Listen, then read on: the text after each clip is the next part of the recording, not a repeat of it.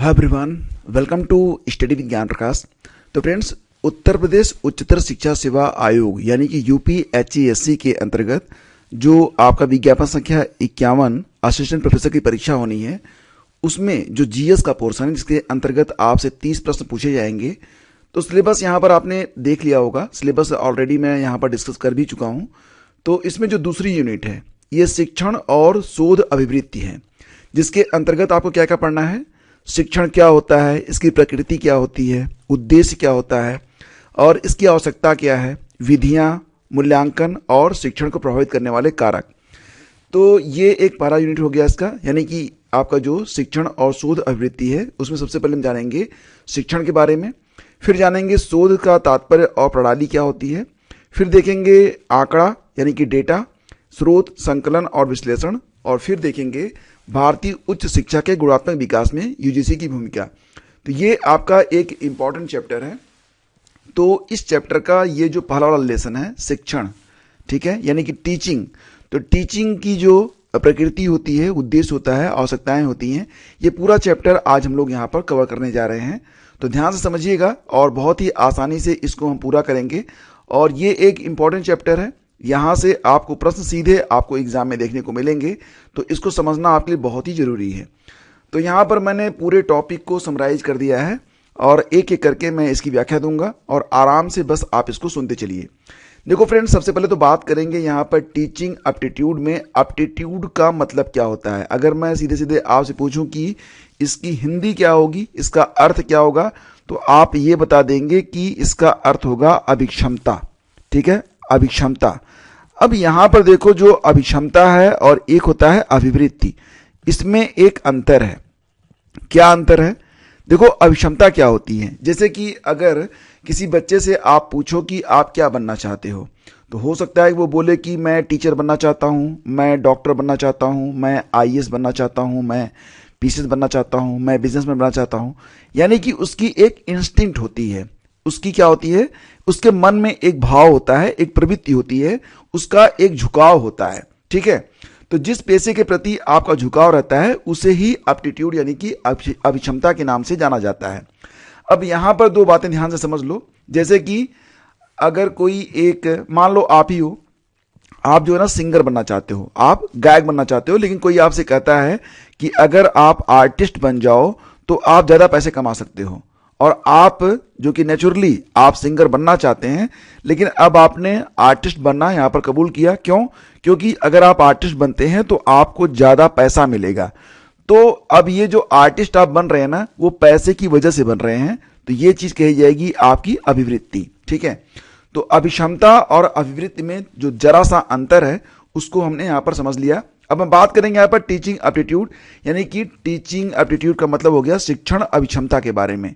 तो प्रवृत्ति के बारे में हम लोग यहां पर पढ़ेंगे। सबसे पहले तो आप ये समझिए कि शिक्षण होता क्या है, टीचिंग क्या होती है। तो इसके जो है एक व्यापक अर्थ और एक संकुचित अर्थ निकलता है। वैसे इसके बारे में ऑलरेडी आप लोग बीएड में पढ़ चुके होंगे, अगर बीएड नहीं भी किया है तो भी आप यहां पर जान रहे होंगे कि जो आपका शिक्षण है ये दो प्रकार से होता है। एक तो होता है कि स्कूल कॉलेज में जो चीजें आप सीखते हैं, तो एक संकुचित अर्थ में बस उसी को शिक्षण कहा जाता है। लेकिन व्यापक अर्थ ये है कि बच्चे का जन्म होता है और मृत्यु पर्यंत वो बाहर की जितनी भी चीजें हैं, जितने भी कारक होते हैं, फैक्टर्स होते हैं, सबसे कुछ न कुछ वो सीखता रहता है। सबसे पहले तो वो अपनी माँ से सीखता है, अपने पिता से सीखता है, अपने भाई से सीखता है, अपने परिवार से सीखता है, समाज से सीखता है, फिर वो जब लोगों से व्यवहार करता है तब सीखता है, किताबों से सीखता है। यानी कि दुनिया में जो कुछ भी घटित हो रहा है उससे वो सीखता है। इसी को कहते हैं व्यापक अर्थ। यानी कि स्कूल कॉलेज प्लस उसका जो समाज है, प्लस उसकी जो एक्टिविटी है, जो उसकी सोच है, जो वो अर्थ ग्रहण करता है, जो वो तर्क द्वारा सीखता है, सारी चीजें आती हैं आपके व्यापक अर्थ में। तो संकुचित और व्यापक अर्थ में शिक्षण को आपने समझ लिया। अगर कोई ये कहे कि इसकी परिभाषा क्या होगी, शिक्षण की परिभाषा क्या है, तो देखो शिक्षण की परिभाषा देना बहुत आसान भी है और थोड़ा मुश्किल भी है। लेकिन एक लाइन में समझिए कि शिक्षण वह प्रक्रिया होती है जिसमें कोई व्यक्ति दूसरे व्यक्ति या व्यक्ति समूह को कुछ बातों का ज्ञान प्रदान करता है। तो शिक्षण व्यापक अर्थ में भी है और संकुचित अर्थ में भी है। ठीक है, तो अब इसके बाद देखेंगे जो शिक्षण प्रक्रिया आपकी होती है, इसके 3 आधारभूत तत्व माने गए हैं। 3 आधारभूत तत्व कौन कौन से होते हैं? पहले तो आप ये समझिए कि शिक्षक बहुत ही जरूरी है। शिक्षक कौन होता है? शिक्षक एक ऐसा स्रोत है जिससे विद्यार्थी अपने उद्देश्य की प्राप्ति में सफलता प्राप्त कर सकता है। शिक्षक शैक्षिक प्रक्रिया का एक आधारभूत तत्व है जिसके अभाव में शिक्षा प्रक्रिया पूरी नहीं हो सकती है। तो ये हो गया आपका टीचर। दूसरा हो गया आपका लर्नर यानी कि स्टूडेंट यानी कि शिक्षार्थी। ठीक है, शिक्षार्थी कौन है? जो सीखना चाहता है। देखो ये भी शिक्षक, शिक्षार्थी और पाठ्यक्रम, ये तीन चीजें जो होती है ना, ये शिक्षण प्रक्रिया में शामिल होती हैं। अब इनको बहुत अधिक व्याख्या करने की, बहुत अधिक समझाने की जरूरत नहीं है। जो आप समझ रहे हैं उतना पर्याप्त है। शिक्षक कौन है, शिक्षार्थी कौन है, और दोनों के बीच में एक सिलेबस होता है, एक पाठ्यक्रम होता है कि आखिर शिक्षक शिक्षार्थी को सिखाना क्या चाहता है, बताना क्या चाहता है, तो वो होता है पाठ्यक्रम। ठीक है, अब यहां पर देखेंगे कि शिक्षण को प्रभावित करने वाले कारक कौन से होते हैं। Factors affecting teachers. ठीक है, टीचिंग। तो फैक्टर्स अफेक्टिंग टीचिंग, शिक्षण को प्रभावित करने वाले कौन कौन से फैक्टर होते हैं, कौन कौन से कारक होते हैं। पहला तो ये कि एक पर्सनल फैक्टर होगा, दूसरा होगा इंटेलेक्चुअल फैक्टर, तीसरा होता है साइकोलॉजिकल फैक्टर। तो सबसे पहले बात करते हैं पर्सनल फैक्टर के बारे में, यानी कि व्यक्तिगत जो कारक होते हैं वो क्या क्या कारक हो सकते हैं। अगर एक शिक्षक शिक्षण प्रदान करने जाता है तो उसकी जो व्यक्तिगत परिस्थितियां होती हैं वो भी उसकी मन स्थितियों पर और उसकी कार्य क्षमता पर प्रभाव डालती हैं। जैसे कि अगर एक शिक्षक की पारिवारिक स्थिति में कुछ उथल पुथल चल रही है, वो गरीब है या फिर किसी भी कारण से पारिवारिक विवाद चल रहा है, तो उसकी जो मानसिक स्थिति होगी वो इस योग्य नहीं होगी कि वो अपने शिक्षण कार्य को अच्छे तरीके से कर सके। या फिर अगर उसका परिवार बहुत ही अच्छे तरीके से है, सुखमय जीवन व्यतीत कर रहा है, वो संतुष्ट है, तो अपने काम को अच्छे तरीके से कर पाएगा। यानी कि पारिवारिक जो स्थितियां होती हैं उसका प्रभाव शिक्षक पर पड़ता है। ये होता है व्यक्तिगत कारक का पहला कारण। दूसरा होता है विद्यालयी। विद्यालय में जो संबंध होते हैं, इंटरपर्सनल रिलेशंस होते हैं शिक्षक के दूसरे शिक्षकों से, स्कूल के बाकी स्टाफ से, प्रिंसिपल से, बच्चों से, तो ये दो परिस्थितियां ऐसी बनती हैं जिससे शिक्षण कार्य प्रभावित होता है।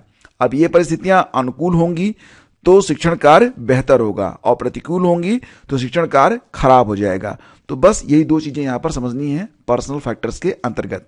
ठीक है, इसके बाद देखेंगे इंटेलेक्चुअल फैक्टर्स। देखो कहते हैं ना कि जो बुद्धि होती है ये हर इंसान की अलग अलग होती है। हालांकि बुद्धि क्या है? एक अमूर्त तत्व है, इसको आप देख नहीं सकते, सुन नहीं सकते, लेकिन समझ सकते हैं। कोई प्रखर बुद्धि का होता है, कोई सामान्य बुद्धि का होता है, कोई मंद बुद्धि का होता है। तो अगर कोई मतलब प्रखर बुद्धि का व्यक्ति है तो उसके अंदर क्या होगा? वो चीजों को तेजी से सीखेगा भी, और उसके अंदर सबसे बड़ी बात कि अनुकूलन की क्षमता रहेगी।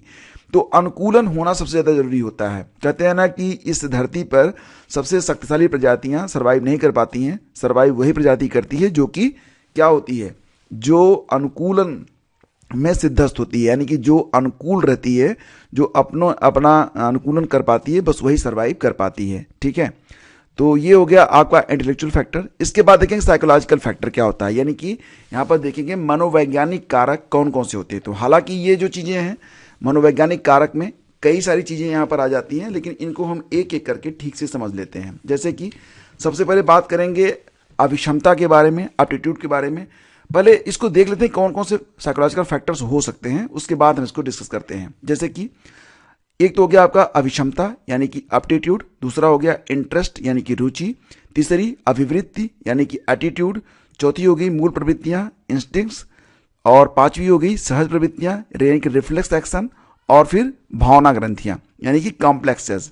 ठीक है, तो ये सारी चीजें जो होती है ना, ये साइकोलॉजिकल फैक्टर्स के अंतर्गत आती हैं और ये शिक्षण कार्य को प्रभावित भी करती हैं। ठीक है, ये बात आप अच्छे से समझ लीजिएगा। यहां पर फ्रेंड्स आप अभिक्षमता, एप्टीट्यूड, रुचि, इंटरेस्ट, अभिवृत्ति, एटीट्यूड, ये सारी चीजें आप समझ रहे होंगे। भावना ग्रंथियां भी शिक्षण कार्य को बहुत अधिक प्रभावित करती हैं।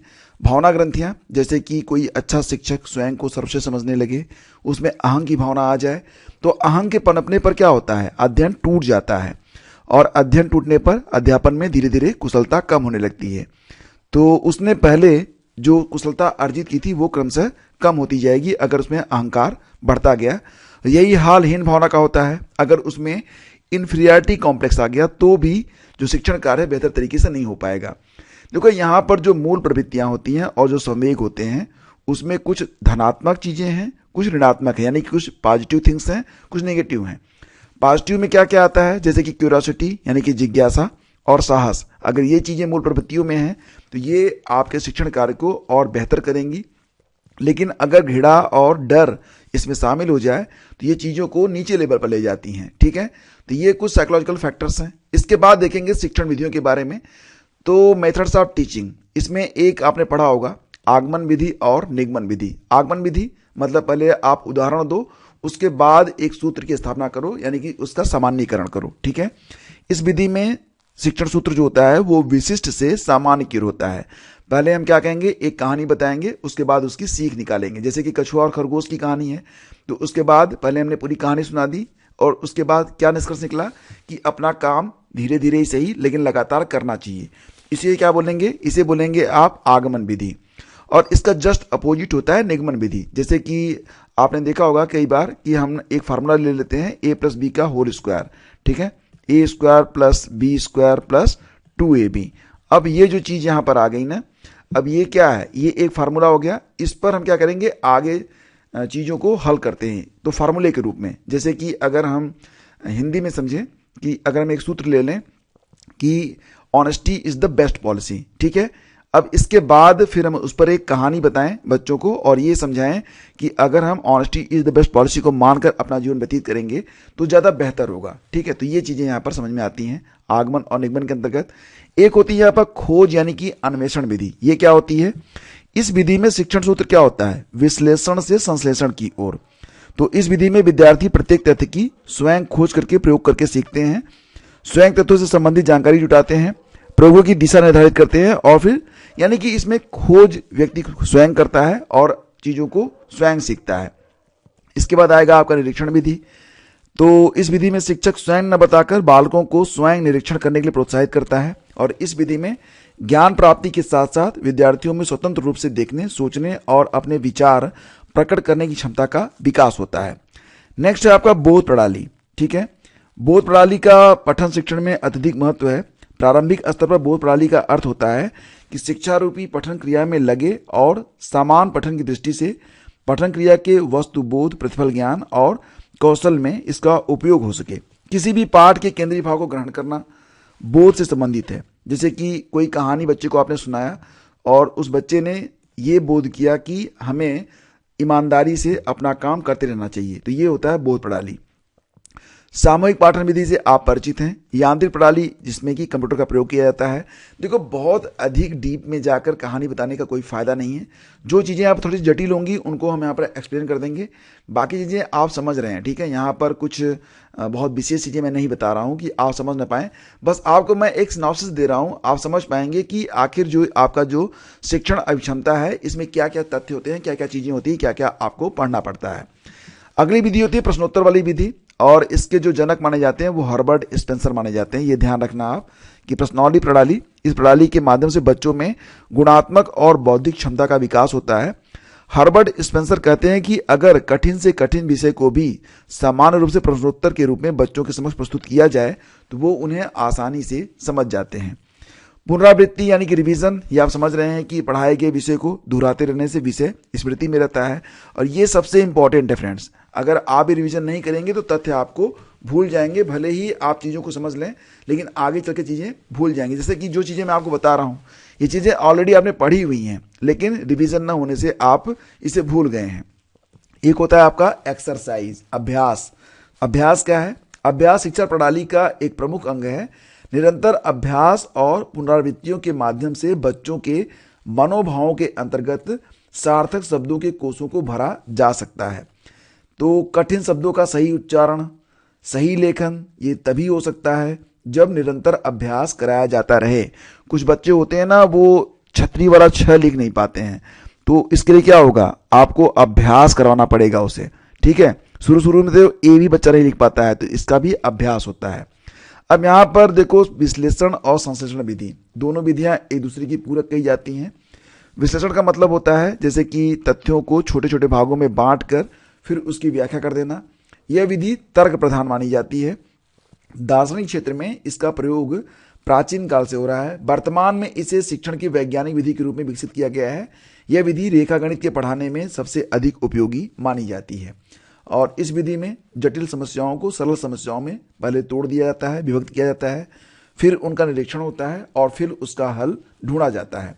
व्यक्ति अपने आप से प्रश्न करता है कि समस्या अथवा प्रश्न में क्या दिया है और समस्या या प्रश्न में क्या ज्ञात करना है।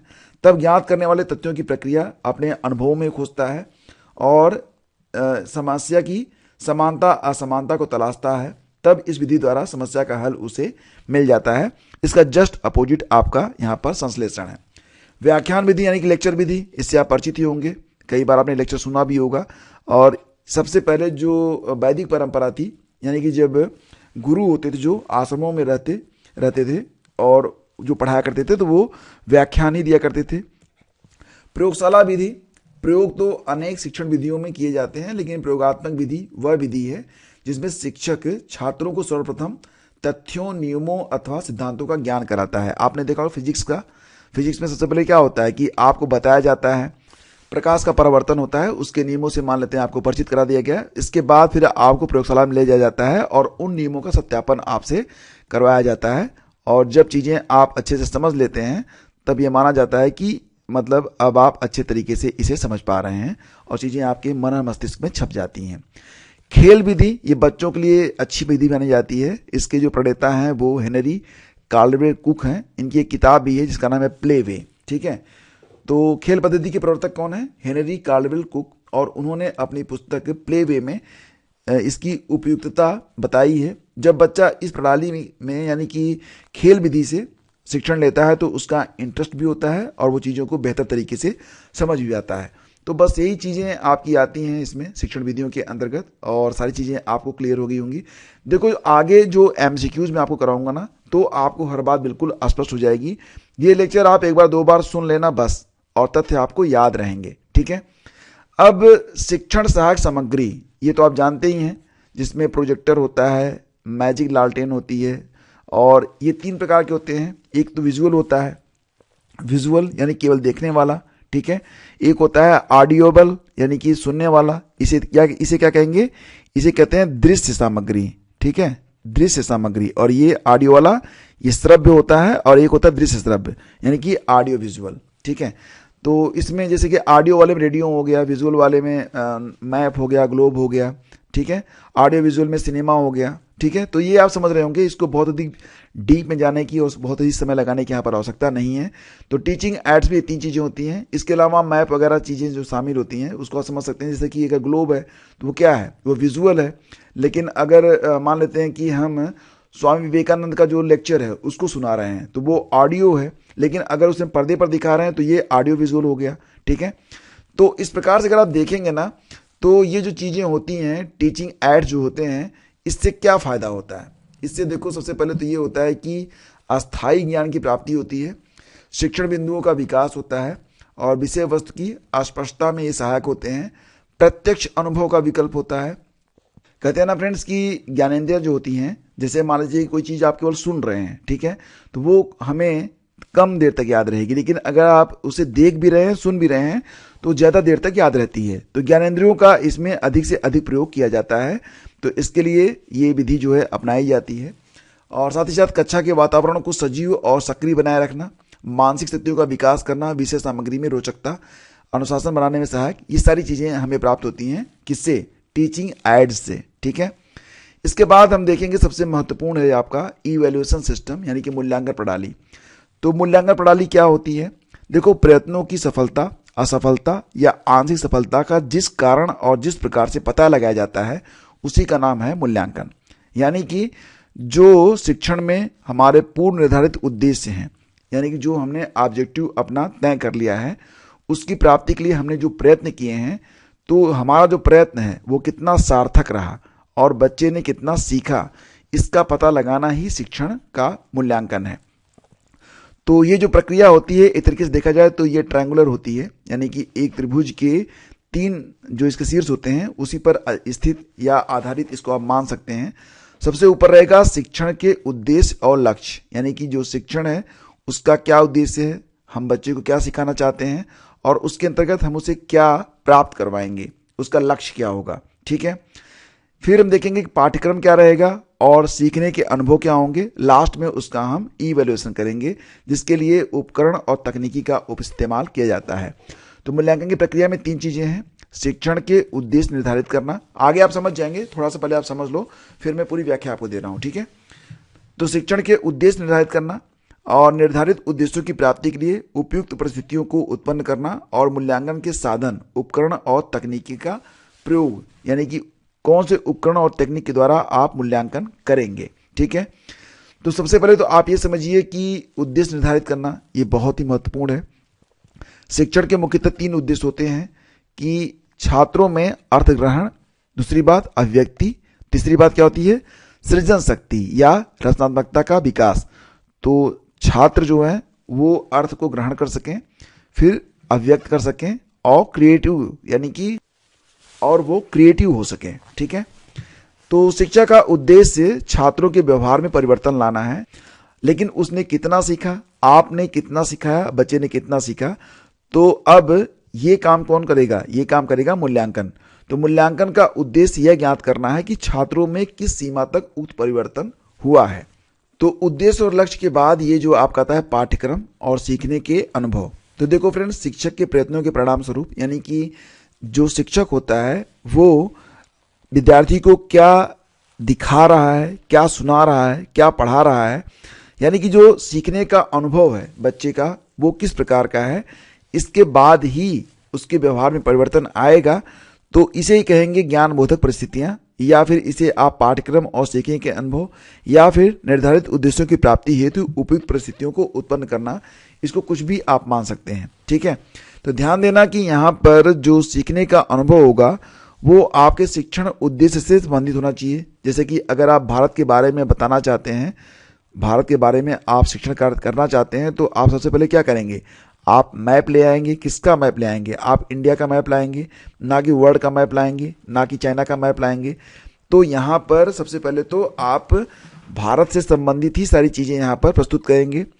तो क्या होगा, सामग्री जो होगी, शिक्षण उद्देश्य जो होगा वो क्या रहेगा, वो संबंधित रहेगा, सार्थक और विद्यार्थियों की रुचि के अनुरूप उसे रहना चाहिए, ताकि विद्यार्थी जो है उसे समझ सकें, और विद्यार्थियों के शैक्षिक स्तर, योग्यता और क्षमता के अनुरूप हो। ऐसा नहीं कि कक्षा 1 में आप शिक्षण कर रहे हैं और उनको समझाने का जो स्तर है वो कक्षा 12 के लेवल का हो, तो बच्चा समझ नहीं पाएगा।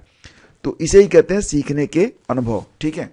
यहाँ पर फ्रेंड्स हम बात करते हैं अब मूल्यांकन के उपकरण और तकनीकों के बारे में। तो देखो, मूल्यांकन का उद्देश्य 2 प्रकार की जानकारी प्राप्त करना होता है। पहला ये कि शिक्षा के पूर्व निर्धारित उद्देश्यों की पूर्ति किस सीमा तक हुई। सबसे महत्वपूर्ण यही है कि हमने जो अपने उद्देश्य निर्धारित किए थे उसकी पूर्ति किस सीमा तक हुई है। दूसरी बात कि विद्यार्थियों में किस सीमा तक परिवर्तन हुआ। तो देखो, जब भी हम शिक्षण कार्य करते हैं तो केवल एक पहलू ही नहीं, कई पहलुओं पर इसका प्रभाव पड़ता है। जैसे कि बॉडी लैंग्वेज जो होती है वो चेंज हो जाती है, सोचने समझने की क्षमता बदल जाती है, तथ्यों का नया ज्ञान होता है। यानी कि अगर हम देखें यहाँ पर जो मूल्यांकन की युक्तियाँ हैं उसमें केवल एक युक्ति काम नहीं करेगी, हमें कई युक्तियों के द्वारा अपना इवैल्यूएशन मूल्यांकन करना पड़ेगा। इसमें ऑब्जर्वेशनल भी होगा और टेस्टिंग भी होगी। ऑब्जर्वेशनल में यानी कि हम ये देखेंगे कि उसका जो व्यक्तित्व है उसमें क्या बदलाव हुआ, मौखिक अभिव्यक्ति यानी कि वो किस प्रकार से बात कर रहा है, बोलने का ढंग, सोचने का ढंग, त्वरित निर्णय लेने की क्षमता, ये सारी चीज़ें ऑब्जर्वेशनल होती हैं। टेस्टिंग में क्या क्या चीज़ें होती हैं, जैसे कि इंटरव्यू के द्वारा, वर्क मापनी के द्वारा, इतिहास वृत्ति के द्वारा, बातचीत करके, यानी कि जो भी आपका इंटरव्यू में ही आ जाएगा। तो ये टेस्टिंग होती है। इससे पता चलता है कि छात्र ने कितनी गहराई तक तथ्यों को सीखा है, समझा है और उन्हें याद किया है। तो ये 2 टेक्निक्स होती हैं आपकी, ऑब्जर्वेशनल और टेस्टिंग, ठीक है। अब देखो, मूल्यांकन का महत्व क्या होता है, इसको समझ लेते हैं। जैसे कि शिक्षा और शिक्षण में मूल्यांकन का महत्व क्या है। पहली बात तो ये है, ध्यान समझना है इसको। पहली बात तो ये है कि शिक्षा की योजना की सार्थकता अथवा शिक्षक की शिक्षण प्रभाविता का पता लगाने के लिए मूल्यांकन आवश्यक है। शिक्षण जो टीचर है वो अपने काम में कितना प्रभावी रहा, उसने अपने काम को कितने हद तक अंजाम दिया, इसका मूल्यांकन करना जरूरी है, और मूल्यांकन इसलिए भी जरूरी है। दूसरी बात यहाँ पर यह है कि मूल्यांकन के अभाव में किसी प्रकार का निर्देशन संभव नहीं है। अगर मूल्यांकन नहीं करेंगे तो हमें पता कैसे चलेगा कि बच्चे में क्या चीज़ें बदली, क्या नहीं बदली, उसमें क्या परिवर्तन हुआ, क्या चीज़ उसके समझ में आई, क्या चीज़ उसके समझ में नहीं आई। हम उसको निर्देशित नहीं कर पाएंगे। तो इवैल्यूएशन के बाद ही हमें पता चलेगा और फिर हम उसको जो है निर्देशित कर पाएंगे। तीसरी बात, मूल्यांकन के अभाव में शिक्षा और शिक्षण की समस्याओं का समाधान संभव नहीं हो पाएगा।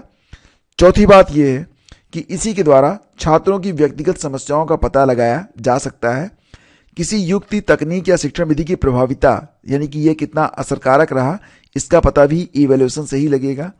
छात्रों की व्यक्तिगत या सामूहिक कमजोरियों का पता लगाने ये भी मूल्यांकन के बिना संभव नहीं है। और सातवीं बात की मूल्यांकन द्वारा ही यह पता लगाया जा सकता है कि शिक्षा या शिक्षण के किस उद्देश्य की पूर्ति किस सीमा तक हुई है। ठीक है, तो यही सारी चीजें आपकी शिक्षण अभिक्षमता के अंतर्गत आती हैं। इसके बाद एक वीडियो मैं अपलोड करूंगा जिसमें आपको शिक्षण अभिक्षमता के कुछ प्रश्न मैं आपको हल करवाऊंगा और फिर ये सारी चीजें आपको अच्छे तरीके से समझ में आ जाएंगी। इस टीचिंग एप्टीट्यूड में यही सारी चीजें होती हैं और ये आपका चैप्टर कंप्लीट होता है। अब हम एक वीडियो आपके लिए और अपलोड करेंगे और उस वीडियो में आपको जानकारी देंगे कुछ महत्वपूर्ण प्रश्नों के बारे में जो कि टीचिंग एप्टीट्यूड पर आधारित रहेंगे। उनको आप हल करके और बेहतर तरीके से आप इस चैप्टर को समझ पाएंगे और इसी प्रकार के प्रश्न आपको एग्जाम में देखने को मिलेंगे। तो नेक्स्ट वीडियो में मिलते हैं। पहली बार हैं तो सब्सक्राइब कर लीजिएगा, बेल आइकन को प्रेस कर दीजिएगा। साथ ही साथ हमारा जो टेलीग्राम चैनल है उसको ज्वाइन करना बिल्कुल भी मत भूलिएगा। लिंक आपको डिस्क्रिप्शन में और पहले कमेंट में दे दिया गया है। Have a great day. जय हिंद।